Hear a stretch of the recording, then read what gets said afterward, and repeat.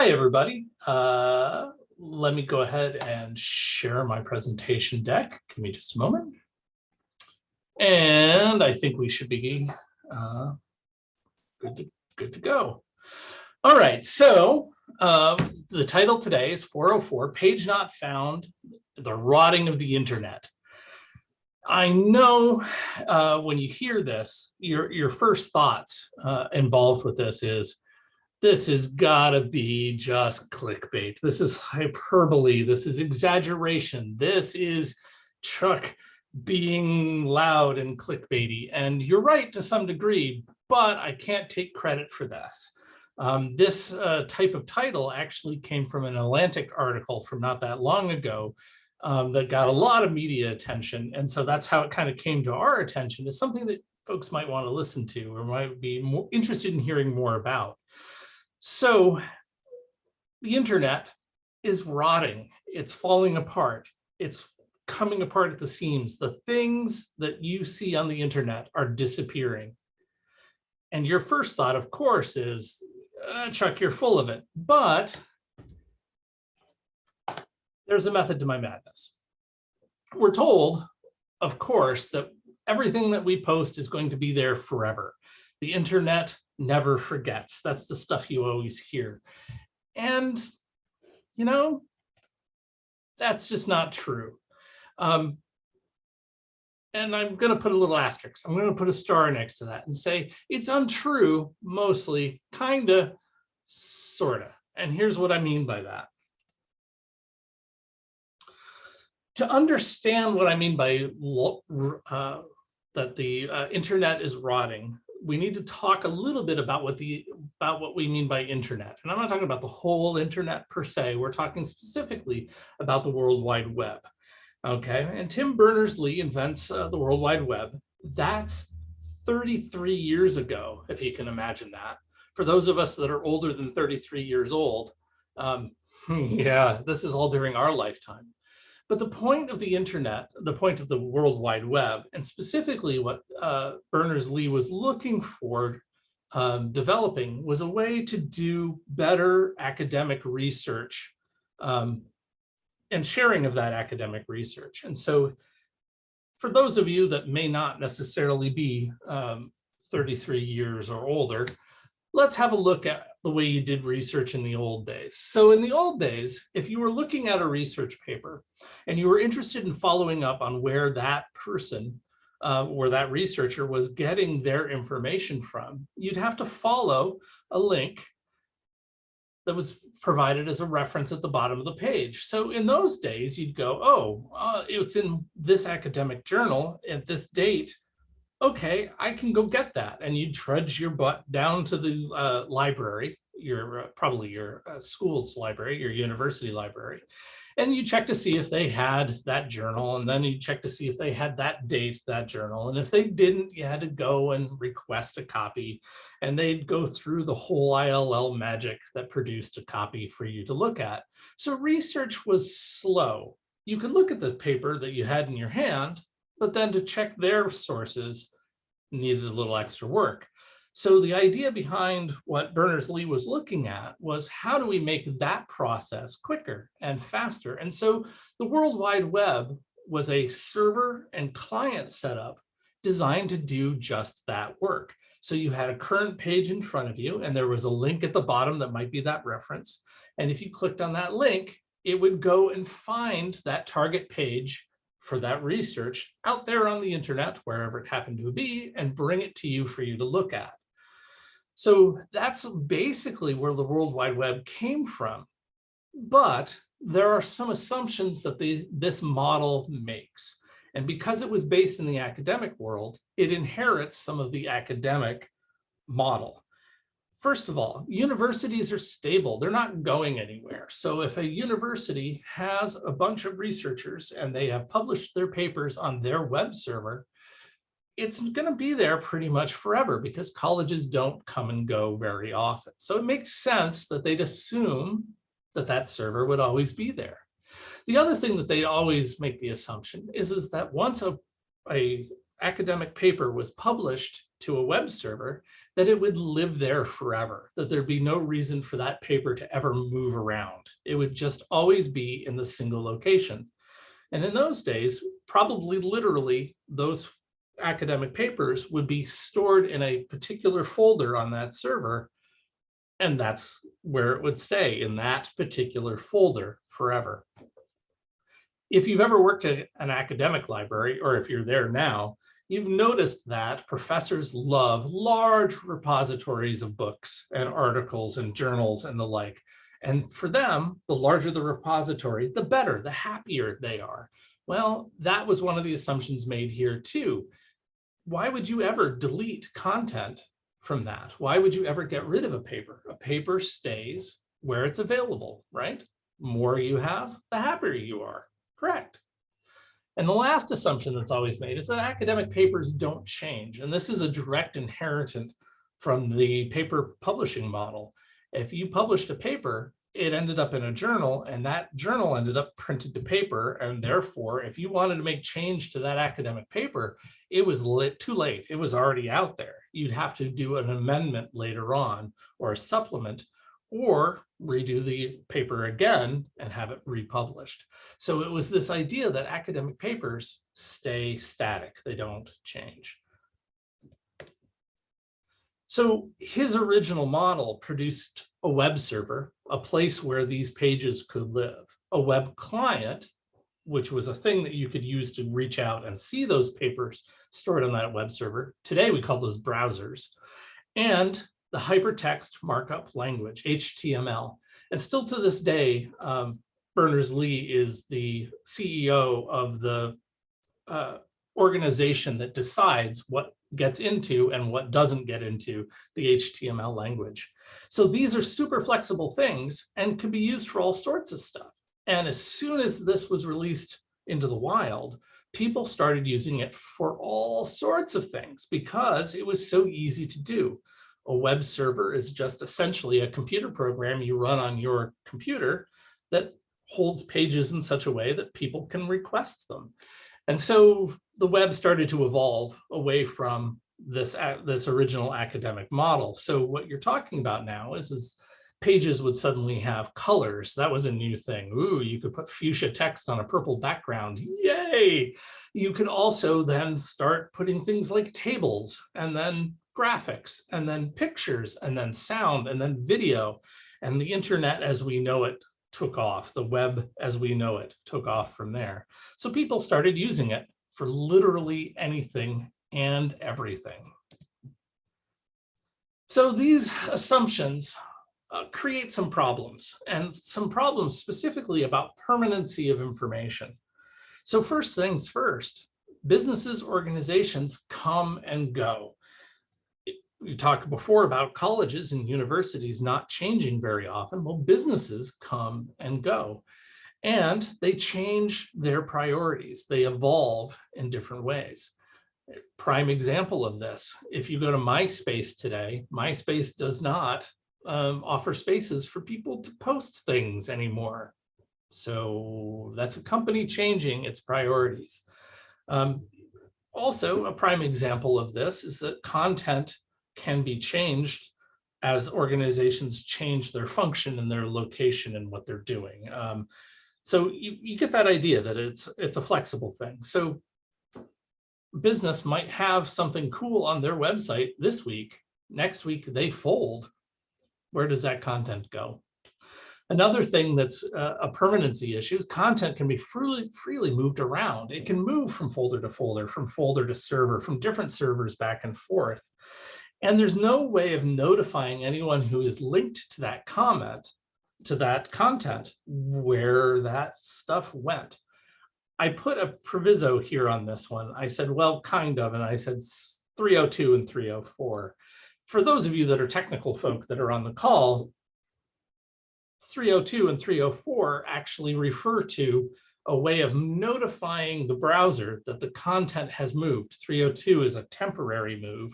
304 is a permanent redirect, a permanent move. But that's not anything that's really ever displayed to the end user. When you click on a link, you're not going to necessarily see a 302 or a 304 error. Okay, it's a status code that just lets the browser know that things have moved. Another permanence issue is content can be deleted and modified. We talked just a minute about the idea that academic papers, you post that baby and that's the way it is once it's out there on the net. Well, now content can be changed and does frequently. So a prime example of this is when our fabulous President Trump took office, the EPA suddenly removed every reference to climate change on their website.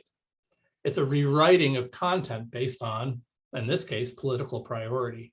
So content can always shift and moves around on the internet. And it's a good thing from the standpoint of you want the most current and hot content. But on the other side of the coin, if you're trying to refer to something, it shifts around while you're not looking. Another example is funding, organizational and personal. Some organizations just simply decide to stop hosting a particular type of content.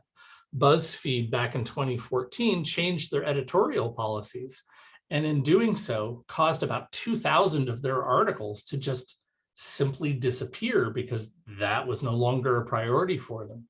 And part of that was funding. They wanted to downsize what it was, and also advertisement. So the advertisement of the partners that they had at the time made their content unacceptable to this new partner, and that's part of the reason why the content went away. Another thing too, funding personal. I create the world's greatest board game website. It's awesome. I love it. It's great. I lose my job. Suddenly, I don't have the money to put the website up anymore, keep it running. Then it goes away because I simply can't afford to. So funding personal is part of it. And the other part of this, and this is always an inherent danger of the web, is the web servers can have just plain straight up technical problems. Storage fails, DNS routing and transport fails. So for the non-technical, DNS routing means that you have a domain name. The domain name, nnyln.org, for instance, is a DNS, that's domain name system address. And so sometimes local DNS caches don't have the current address of where that website might be located. I move my web server from my storage rack here in my office. I put it on Amazon. That's a change of IP address, and it might take some time for the world to know that the address has changed. And while that address change is occurring, people are being routed to a dead link. The server no longer lives there. And transport is just simply your internet goes down. It's possible. Happens to us quite a lot. It's just a nature of the being. So let's talk about some definitions. I've mentioned it a little bit, but link rot is what they literally refer to of hyperlinks not working. Now, hyperlinks cannot work temporarily. Again, a routing issue or a transport issue, as in you have trouble getting to that particular link, wherever it happens to be. But there also can be permanent breaks where the link is just simply old and it doesn't work anymore. That content has disappeared. It's moved on. Content drift is what we were talking a little bit about with the moving of the content, the changing of the content located at that web page. So content drift can happen as people just change the website or change what's going on. A pretty famous example of a content drift that actually ended up being kind of funny is one of the Supreme Court justices wrote a commentary on a decision that he had made and what he had done. Alito, I'm trying to remember his name. I'm sorry, I don't have it off the top of my head. Decided to write this commentary and included in the commentary links to a couple of popular websites and a couple of not so popular websites at the time, citing information that he saw on those pages. But one of those sites went down in the meantime, meaning the company folded. When the company folded, someone bought the URL, the domain name that website had, and built out that same link that he used from his commentary and repointed that link to Rick Ashley's Never Going to Give You Up on YouTube. So that way, if you're reading a very stuffy legal document where it talks about why he voted the way he did in that decision, you click the link and you end up listening to Never Going to Give You Up. So it's an infamous Rickroll, but it was kind of fun in that case. But that's a content drift, meaning that what's located at that address, at that URL, no longer exists. It's been replaced by something else. So one of the things to talk about with link rot and content drift is, as you expect, the rate of rot increases with time. So if you create a page on your website and you put 5 links and you probably copied and pasted those links live from the website that you're looking at into that list of links, yeah, it's going to be current, it's going to work. But as time goes on, the longer you wait, the older those links get and the less likely that those links are going to end up being valid. So here's some information about link rot. Interestingly enough, when I started doing websites, my first website I put on the web back in the fall of 1996. Well, that's 26 years ago. God, I'm old. Anyway, 26 years ago, the general advice was that the average website's lifespan, meaning how long a web page stayed on the web, was around 45 days. That was the general advice. And then a few years later, I heard the value that it had gone up to 100 days, that all of a sudden you could count on a page being around for 100 days. And so then after a little while, I heard someplace else that it had increased to a year, and that was a lot. Like, you know, websites had become a stable thing and people were doing better in maintaining websites and putting them out there.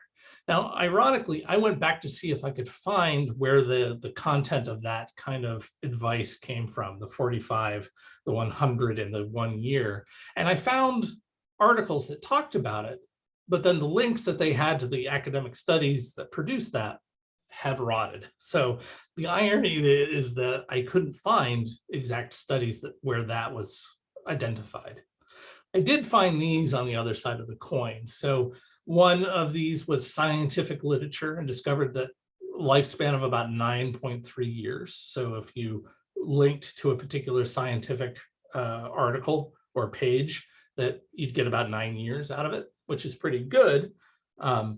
Also frightening from the standpoint of, depending on what the content is 9 years how long it's valid for? Maybe, maybe not. The other article I find really interesting on here was actually the one at the bottom here, where it says the New York Times and the Harvard Law School did an analysis of their stuff. Now, this is a great link. I encourage you to go read it because they talk about their methodology in detail about how they decided to do this evaluation. So the Times looked at their online articles starting in 1996, because that's when they created their first website, through mid-2019. And they started doing an analysis of articles that had links in them and how many of those links were still valid.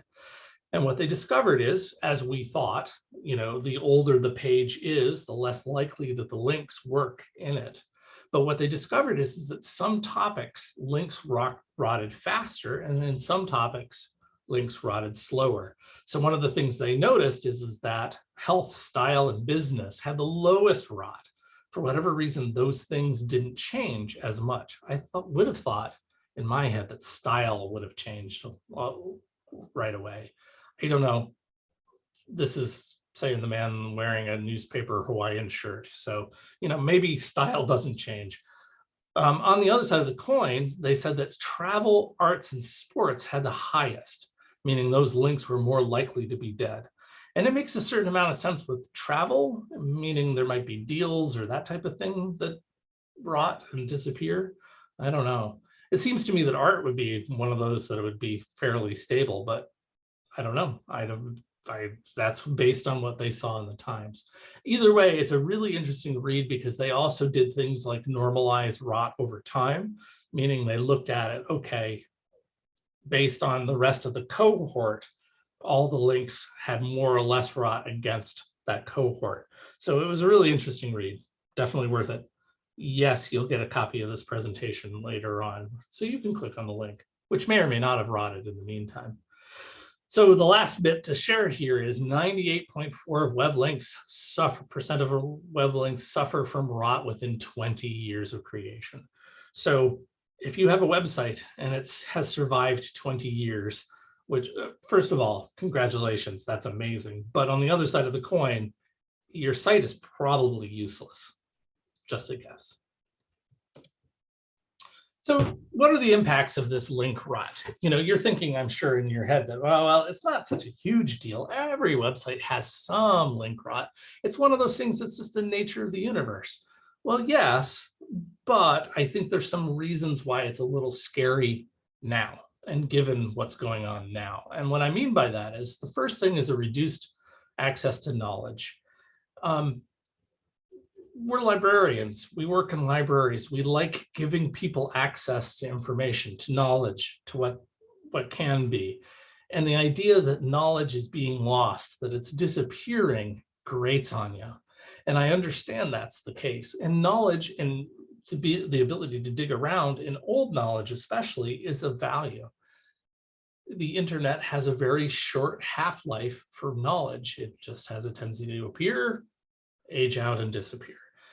It's true of libraries, it's true of books, it's true of magazines and journals and everything else.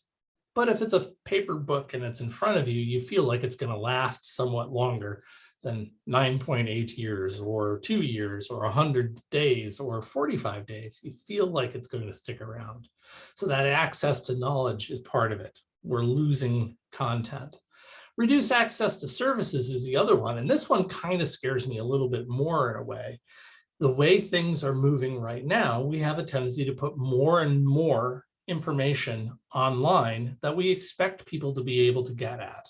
Now, this calls into question, of course, the digital divide and the access that some people may not have access to the online, to the web, to be able to get at this information. But the idea that we have so much more stuff online that are important to people is a big deal. Tax forms. Good luck walking into your local library and picking up a tax form or anywhere else and getting a tax form. Employment applications, all of that stuff, it's all online. Well, if people aren't maintaining those links to those important pages, then it becomes an issue. An example of this is DMV forms. DMV forms, when they New York State has a particularly bad record of doing this type of thing, where what they'll do is they'll take a form and they'll post it and it'll be fine and it'll work great for years. And then they'll suddenly decide to update the form, in which case they update the form, they upload it into place, and the link that it's attached, the page that it's attached to has a good link to it. But then all the other links they have on the website still point at the old one. And they'll take the old one down, in which case then the new form lives in a place that you can't get to from these other spots. You have to go back to where the page is supposed to live and find it from there. It's this really weird thing. And I find that kind of scary and disturbing in a lot of ways, because this is content we need. I need to find that tax form. I might not have an easy time finding it. The last reason of why you should care about link rot is search engine optimization. And this is kind of a nerdy thing, and I understand it's a bit of a nerdy thing. Search engines will degrade your website's ranking if you have a lot of dead links. So this is about where I start my search rant, but the short answer for the search engine optimization is, when a search engine looks at your website and goes, hey, I want to include this in my list, how relevant is this page? One of the things it looks at is to see whether or not links to it, how many links point to it, and how many links point away from it. And if your links that you're pointing away from are all broken, it means that you're not updating the website. And if you're not updating the website, that means it might not be as relevant as all the incoming links suggest that it would be. and they have a tendency to push it down the spectrum a little bit, down the list of results a little bit. So if you're interested in keeping your website at the top of the search engines, fighting link rot is part of what you need to be doing. So here's my aside about search engines. Back at the top, I was suggesting, the adage that whatever you post online lives forever there is kind of an illusion. And the reason it's an illusion is because of search engines. And I call it the illusion of permanence. It's this idea that, websites move and content moves. And if you go to a search engine, you can just find it because it'll know wherever it ended up, wherever it moved to, wherever it might be. And that's true to a degree, but it means that we've put now the importance of the search engine above the actual content itself, meaning if the only way to find something is to search for it, and Google or Bing or Yandex or whoever doesn't want you to access it, it goes away. It means it puts all the importance and control over that information in a single location. And that's kind of problematic. But here's the rest of my argument. I am so old that I remember a thing called web directories. For you youngins on the call, web directories were basically this idea before there were search engines that you would have a website and you would know the name of the website. And on that website, there would be essentially a giant list of links. Now, granted, some were prettier than others, but the idea is that if I wanted to find out more about board games, for instance, I'd go to the section about board games. And when looking at the section about board games, there'd be a list of links. And those list of links would be maintained by a person. There was an actual curated list of links that a human being would find a new link that was cool. They'd put it on the list, they'd type a little bit about what it was about, and then send you on your merry way so you could explore this curated list. And it was great because it was a curated list of links. A person was involved. Then they decided, once these giant lists of links got too large, that they'd create search engines. So there'd be a search that allowed you to look through those links. It was good too, because, hey, I knew that these were the best of the best links that were curated by a human being, and I could dig through those links. Awesome. And then came the era of the web crawler, and this is where Google kind of enters on the scene. They were not the first web crawler, but they were amongst the best early on. And I don't mean spiders, and I don't mean Spider-Man when I say web crawler.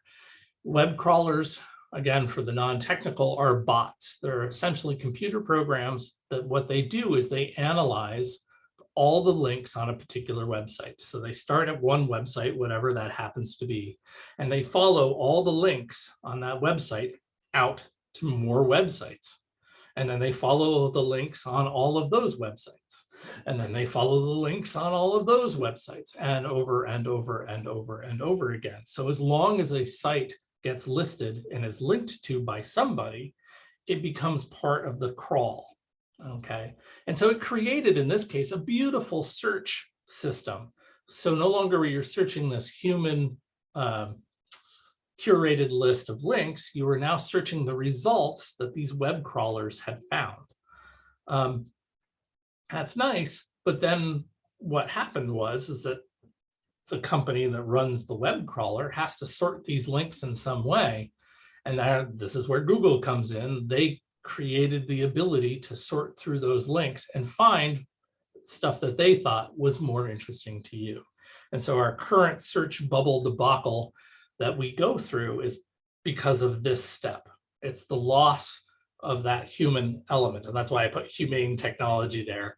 In a lot of ways, I miss the days when I had an actual human looking at links and then deciding what was, of value or worthwhile, because humans have a tendency to be generous in thought. I know that seems strange, but they are generous in thought, especially when sharing stuff that they found on the net that they think is cool. And so that's my aside on search engines.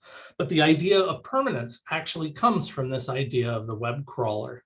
If you have a website and you move a few pages from this folder to that folder, yes, you've broken all the incoming links, but you've linked to it on your own site. So the next time the web crawler comes through, it finds where the page has moved to. Is it true permanence? Meaning, does that page always exist? Yes, sort of, but it's moved and this thing allows you to find it. It also means that your own website is only valuable to the web crawler. It's not necessarily valuable to the people visiting your site. As a web designer, that makes me sad. So you want to prevent some link rot. How do we go about doing that? So I broke this into two parts because it really is a two-parter. Some advice. First and foremost, use your own website. It sounds crazy, and maybe it is, but if your website isn't as of use to you or your coworkers or your colleagues or your clientele, if it's not of use to them, nobody's going to go see it, not just you. Okay, so your website needs to be a living creature. Visit it, put content on it, move through it, visit the links, make sure things work, play with it a little bit. That's how you keep it alive. That's how the link rot is prevented. If you are a IT person, if you are the nerdy one and you're the one moving folders around, use 302 and 304 codes. It is possible to embed in the header of a web page, of an HTML page, the fact that it's a resource moved or it's a temporary or permanent. You also can specify that in your web server itself. Both Nginx and Apache have protocol for moving things temporarily or permanently. And so use those codes. That's what they're there for. And it helps, believe it or not, some sites and some bots, our web crawlers, figure out where things have moved. Another thing to do is use a link checker on your website periodically. And I have some examples here. We have dead link checker, broken link checker, integrity. What these are applications that allow you to go out and look at a website and see whether or not there are any broken links on it and how bad your problem is. I'm going to give you a brief look because I think it's funny. I'll give you a brief look of this one. So this is integrity. This is for Mac. Basically what this is this app. What this app does is it allows you to, you type in a particular address. In this case, I've put in our own website here and I've run a link. I've told it to ignore external links. So it's not even looking at links away from our website. We're just looking at everything contained on nnyln.org. And you can actually browse the contents of your website that way. So I'm going to go over to status because this is the most interesting page here. You'll notice not checked.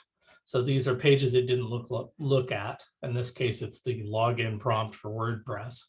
But then there's a whole list of 200. That's the status code, meaning page found. It's there. It's great. But then, and this is the part that's fun, 404, not found. So let's bring open that status page. So in this case, you'll notice we have lots and lots and lots of links. In this case, this is the education link. This is actually a bug caused by WordPress. I'm going to mark it as fixed.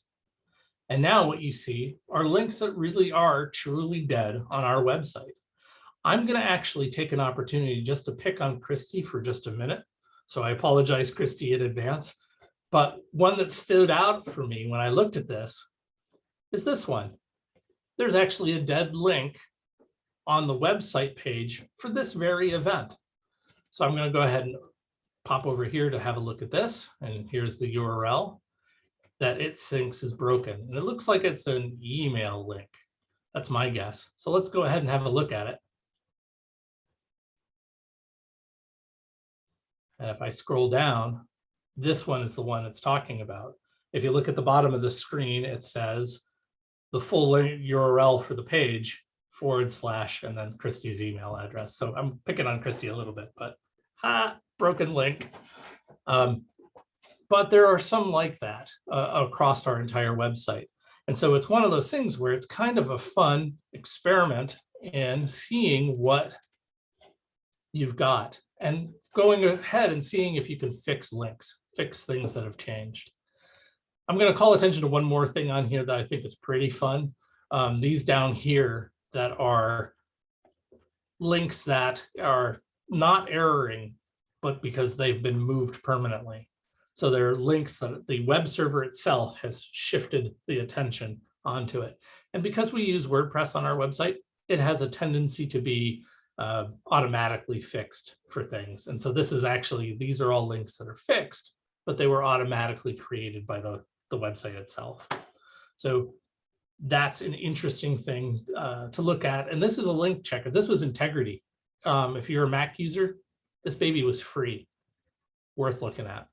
Xenu is the Windows equivalent. So that's one that you can actually use as a, if you're a Windows person. And if you want to bop back and forth, there might be a good Linux one. I don't know. I didn't find one that I really enjoyed. I tried a couple. Another thing to fix link rot on your own website, and I put it in big letters like I'm shouting at you, and I'm going to shout at you a little bit, at least in attitude towards this. I am not a social media user. I value my privacy. And so it's one of those things where there is no excuse in the universe to post only your content to only social media and not your website as well. Please, pretty please, with sugar on top, keep as much information about your organization and the cool things that you're doing on your website, as well as social media if you wish. Do not put it primarily on the social medias, please. So if you control the server, you control how long that content is present. Okay, social media will let things live as long as they can continue to make money from it. So understand why you're posting something to social and understand why you're posting something to your website.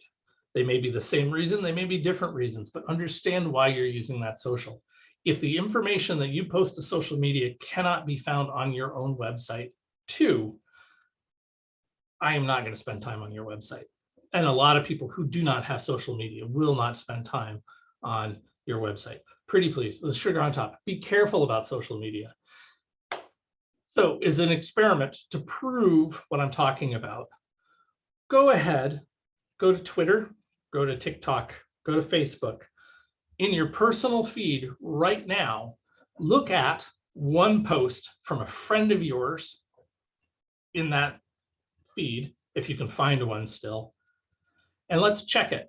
Wait a month, see if you can still find that post. Wait 6 months, see if you can find that post. Wait a year, see if you can find that post, and then ask yourself whether or not should you put anything important in that post, because people will not be able to find it. I guarantee it. So sorry, that's my little rant. So link rot prevention part 2 is creating a document you'd like to preserve the links in. Now, this is actually an interesting field of exploration right now, meaning that there's a lot of work being done by different organizations on different standards for this. I had heard of the Internet Archive in the Wayback Machine. And in fact, we'll look at the Wayback Machine here in just a minute because it's fun. But one of the other things that I just found that I thought was pretty cool, Permanency. This is a website that if you go and create an account, and what you do is you, once you have a registered account, you can say, all right, I am about to write this academic paper, for instance, and this website contains a piece of information over here that I want to be permanently available as long connected to my paper and connected to my web page as long as possible. What Permanency will do is it will actually allow you to take a snapshot of that page, and it gives you essentially a serial number. And that serial number is part of a URL, and you use that as your link. So like those URL shorteners, this is a thing that saves that web page as it appears at the moment that you refer to it. And it's stored in their servers on their, so it refers to them and it refers to that. It's a really neat service, and it's one that I didn't realize existed. It's gotten a lot of play, I guess, in academic circles recently because of the idea that libraries and academic libraries in particular can sign up and get accounts with them as a partner, essentially. It's a really neat thing. So the Internet Archive in the Wayback Machine, which you've probably heard of, has a feature that's similar called Save Page Now. And basically what it does is it creates a copy of the web page, a la just like Permanency does. But what it does is it dumps it into the Wayback Machine. So there's a Wayback Machine version of that particular page. So for instance, yesterday, I took this snapshot of our website, of the Northern New York website. And it's up here, this URL at the top is now a permanent URL for this particular date. So I can call this up at any point and be able to see the website as it appears at this time. It's a little finicky. You'll notice that in our case, we don't have any of the menus across the top. Anything that's dynamic has a tendency not to work. But if you're talking about a page that has text on it, or primarily is a text-based thing, this is a great way to preserve pages and have a look at it. Just for fun, I went back and found an old version of our website, and this is July 1st, 2014. And so this is what our website looked like back in 2014, which is pretty frightening considering I worked on this website when I was first here. So it gives you a little bit of an idea of what that looks like. So that's the Wayback Machine.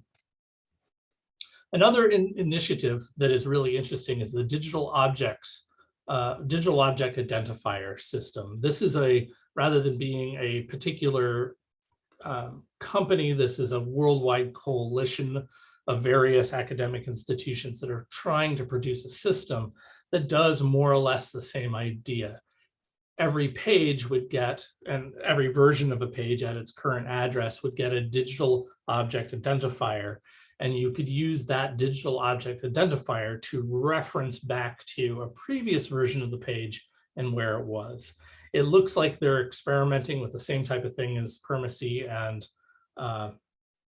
Wayback Machine. So it's a similar idea, but the idea is they're trying to take those objects and kind of create a more permanent URL style structure. They're also exploring the idea of essentially creating what's considered a checksum or a hash of every website that you could refer back to a particular version of a website based on its hash. Whether or not that ever comes to fruition, who knows? But it's one of those things where they're working with web server software right now to kind of figure out how you would allow the web server to create that rollback point for it to look at. So those are some ways that you can look at link rot prevention. This is the point where I'm going to stop and grab some questions. I see there's a bunch of comments. I realized I got a little ranty when I started talking about social media, but it's one of the things that drives me the most nuts over the years is this idea that content, first of all, gets paywalled, it gets firewalled behind this. You have to have an account and therefore you have to give up your privacy and your personal information. But the fact that government institutions are using Facebook as like their interaction with the public, sometimes you get a much faster result by sending a message on Facebook versus sending a message via an email to their contact, because Facebook will grade organizations on how fast they respond to questions. And so it frightens me and scares me. It's such a problem. Do you see Carol's question, Chuck? Do the digital object identifiers degrade or rot? That is a great question. I don't know the answer to that. This project seems to be fairly new, like in the last few years. So I don't know if they necessarily have the whole thing figured. I have, like I said, with Wayback Machine, you notice, like I said, our website didn't have like the toolbar, the menu bar across the top, didn't have a lot of the animated features because it's trying to get a snapshot of the page. And in a way, that's a little bit of a degradation of the original, meaning if the content you're hoping to save is a little more dynamic, Wayback Machine may not fix it for you. So it's all of these things have shortcomings to some degree. Claire said that I think Facebook degrades image quality over the years too. Maybe. It's entirely possible. The other thing too is that it depends on how old the images are that you're looking at. We didn't have multi-megapixel cameras at the beginning, but it's possible. So I absolutely will stick around for questions. If you want to talk, I will be happy to chit chat with anyone, but otherwise, thanks for coming, everybody. All right, very good. Yep, thank you, Chuck. Bye all. Thanks.